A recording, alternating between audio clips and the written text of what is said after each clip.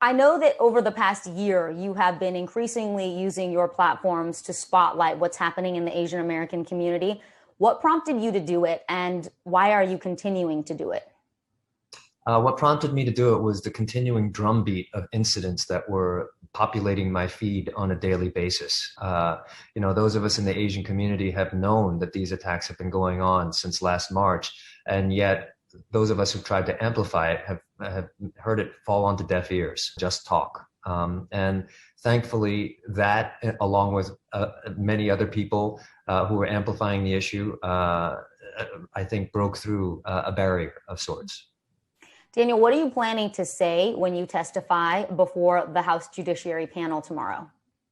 Well, I'm going to talk a lot about the current situation, how we've gotten here. I'm going to talk about HR 908 that Congresswoman Grace Meng introduced last September, that only received 14 Republican votes, despite it not requiring any financial resources whatsoever.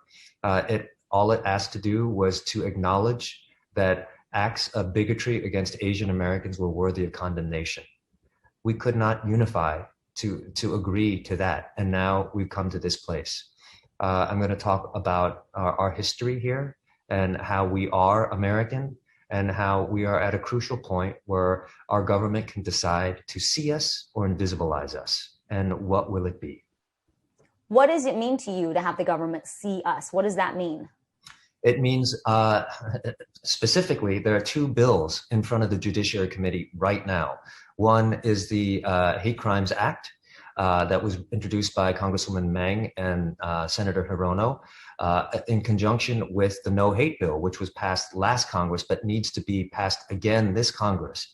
These bills empower our community organizations to help victims of this kind of abuse. It also regulates and streamlines the process for reporting hate crimes. There are a number of resources that are crucial to recognizing the crisis and helping us move through it. Can you believe there isn't an expedited central way to report hate crimes? It's shocking to me, and that's been part of my education. Throughout the history of hate crimes in our country, the fact that we do not have a centralized definition of what a hate crime is, and we leave it to states, some of whom have no hate crime laws on their books at all, is stunning. Can you talk a little bit about what's been in the news? How did word of the mass shooting in Atlanta reach you, and how did it affect you? Well, to be honest, I'm here working on a project, and I'm doing my best to kind of learn my lines and do the work of an actor.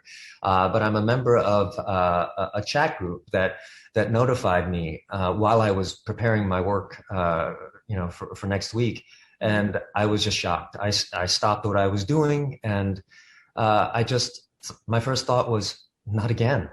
How can it be happening again? And we've made, there's a number of us who have been very vocal, including Olivia Munn, who you mentioned, and we've done everything we can to get the word out, and yet we don't find these attacks abating. We find them accelerating, and this is really discouraging. And so I have to admit, it was a sleepless night last night as I contemplated what more could be done, how I could activate my friends and allies who are not Asian American to help with this cause. And so it's troubling. How important is it for there to be that cross-cultural collaboration, that it's not just the Asian American community fighting this? I think it's crucial because we represent 5% of the United States. The hate crimes that we're the victims of are statistically, proportionally much higher than that at the moment. But every minority group has gone through this at one point in American history. And so I think it's really important for us to recognize and be allies to one another, because we may have very distinct and unique histories in the United States, but one thing we all have in common is that we've suffered as minorities here. And I would also add that it's important that we have white allyship too. Not every white person is indifferent or is racist, and I don't like to paint anyone with that brush. There are good people everywhere, and it's to those people to whom I appeal, because there are some who will never care. And there are some that I've seen on my Twitter that, don't feel like it's worth their time. And that's okay. But I believe that there are more of us who do care. And I think those people are in the African American community, the Latinx community, the white community, and the Asian community. And it's a cliche, but I really do believe we are stronger together. How have you been coping? And I know you've had conversations with your parents as well about their safety. What are you telling them? It's difficult at a time where we're just emerging from lockdowns from COVID, that this is happening to our elderly and to Asian women. And that cannot be underscored enough. It is the most vulnerable in our population that are being affected the most. Elderly, women, and our children who are being bullied in schools. This is what's heartbreaking to me.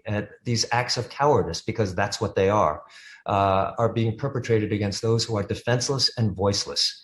And so how can that not affect your mental health when the country that you've believed in for your entire life, that you've chosen to make your home in, and this is important, that we've chosen to make our home. We're not born here, but many of us are not born here, so we don't take it for granted. We had to go through the process of citizenship and choose to be part of the United States. And to see, people like my parents who have given their lives to this country, and to see that this is the reward for their hard work, for putting their heads down and believing in the American dream, is hard. I see you on that deeply. Are you concerned drawing more attention to this will spur copycats? There is always that fear. But I think bringing awareness is worth that potential problem. Because I believe if we can activate the right people who care about this issue, then there will be more of them than people who choose to do the wrong thing. People ask me this a lot. What can allies do? How can people provide support? What would be your answer? Well, if you have a platform, use it. Because right now, we as Asian Americans have to get out of our own echo chamber. We cannot be preaching to one another because we already know the tune. We already know the sermon. If you are a person who is in the African American community, who believes in unity, who believes in overcoming the historical strife that has existed between the Asian and African American communities, like I do, then I ask you to use your voice. It's difficult for me because I know how hard the African American experience has been.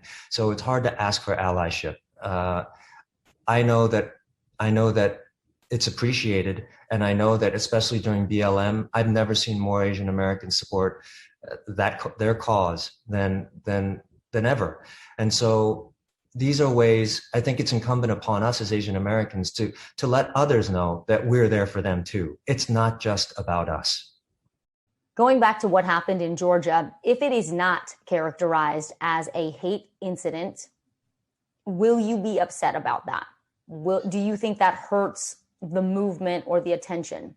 In some ways, whether it's explicitly called a hate incident is irrelevant, because the facts of the matter are 6 of the 8 people murdered were Asian American. 7 of 8 were women.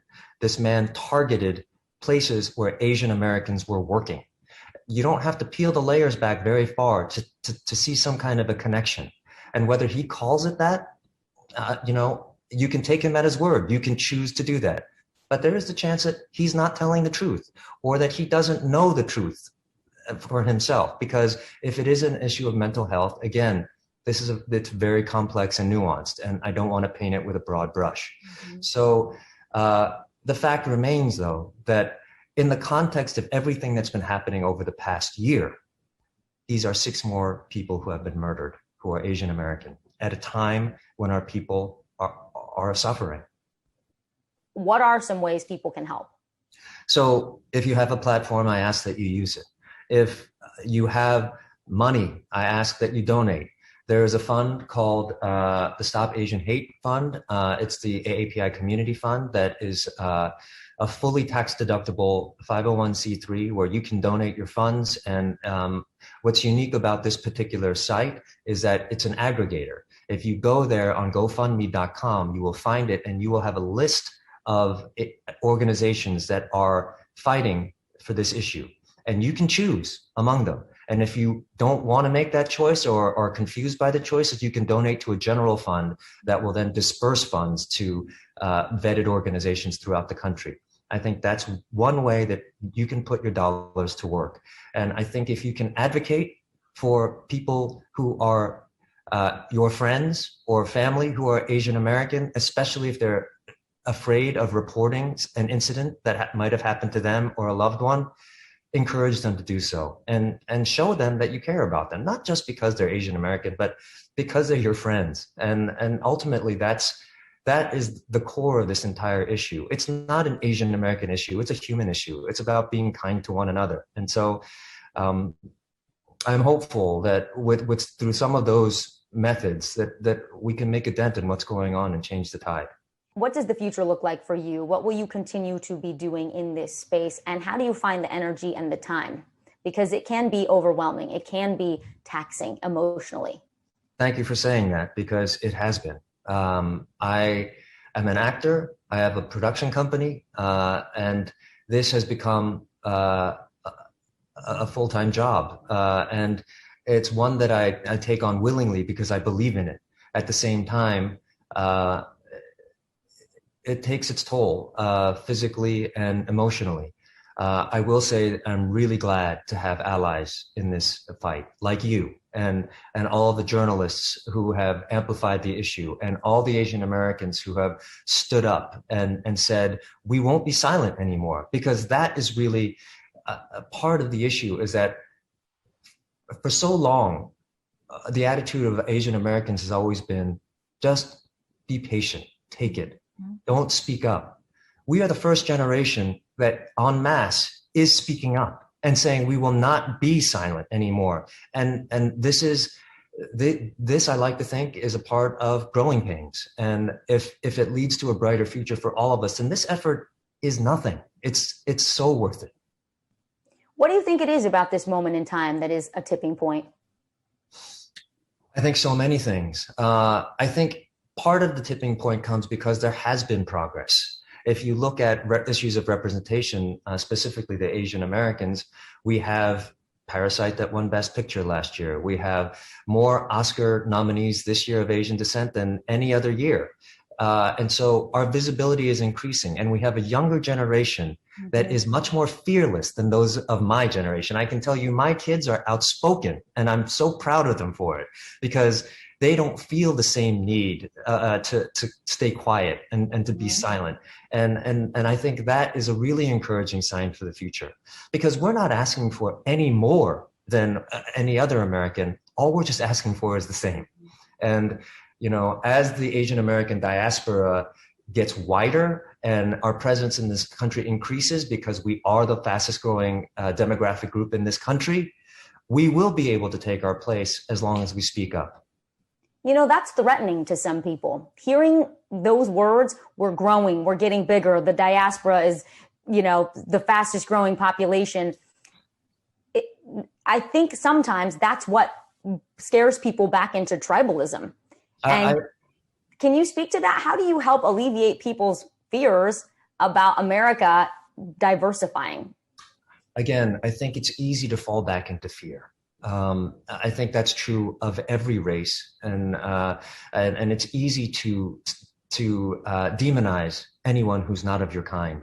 Mm-hmm. But I also think the thing that unites us is that we are all Americans and we believe in this country.